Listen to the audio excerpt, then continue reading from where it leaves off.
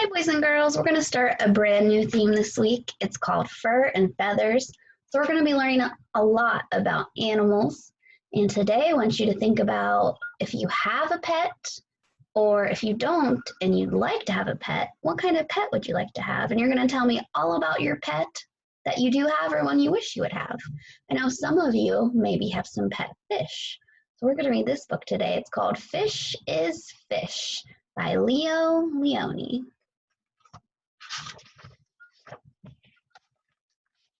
At the edge of the woods, there was a pond, and there was a minnow and a tadpole swam along the weeds. They were inseparable.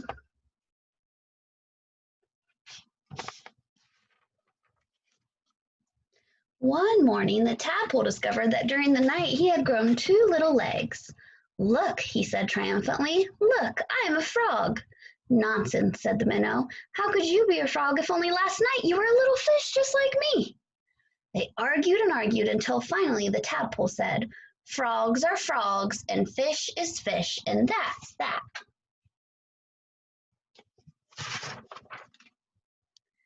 In the weeks that followed, the tadpole grew tiny front legs, and his tail got smaller and smaller.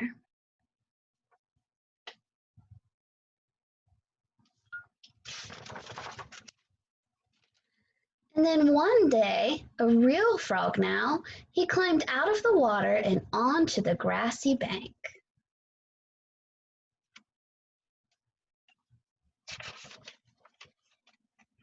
The minnow, too, had become a full-fledged fish. He often wondered where his 4-footed friend had gone. But days and weeks went by, and the frog did not return.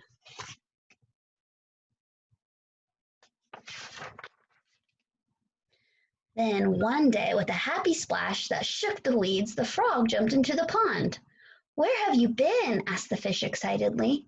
"I have been about the world, hopping here and there," said the frog, "and I have seen extraordinary things."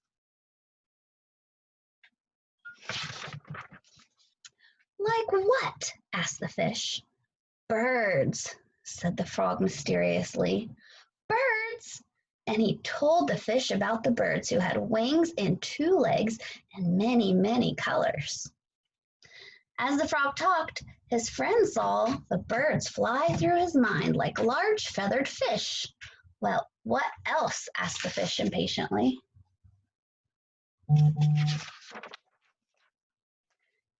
"Cows," said the frog. "Cows! They have 4 legs, horns, eat grass, and carry pink bags of milk." This fish has never seen any other animals, so he keeps imagining them in fish shapes. So silly. "And people," said the frog, "men, women, children." And he talked and talked until it was dark in the pond.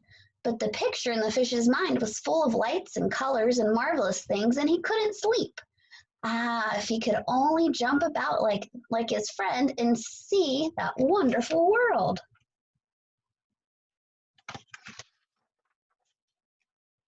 Look what he's imagining. So when you do your journal writing today, if you want to draw a really silly animal picture, I would love to see it. And so the days went by. The frog had gone, and the fish just lay there dreaming about birds in flight, grazing cows, and those strange animals all dressed up that his friend called people.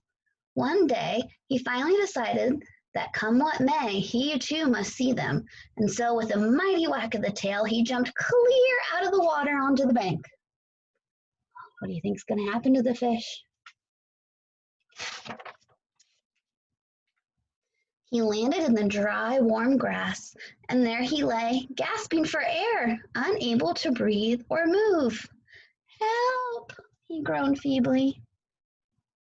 Remember when we learned about fish and how their gills help them make oxygen with water? They can't breathe without water. Luckily, the frog, who had been hunting butterflies nearby, saw him and with all his strength, pushed him back into the pond. What a good friend.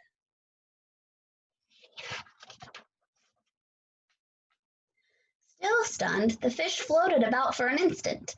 Then he breathed deeply, letting the clean, cool water run through his gills. Now he felt weightless again. With an ever so slight motion of the tail, he could finally move to and fro and up and down as before. The sun rays reached down within the weeds and gently shifted patches of luminous color.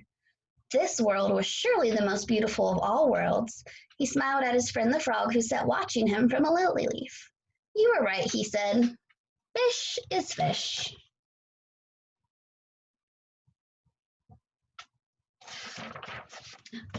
And all right, I can't wait to see what you write about and draw about today. See you next time.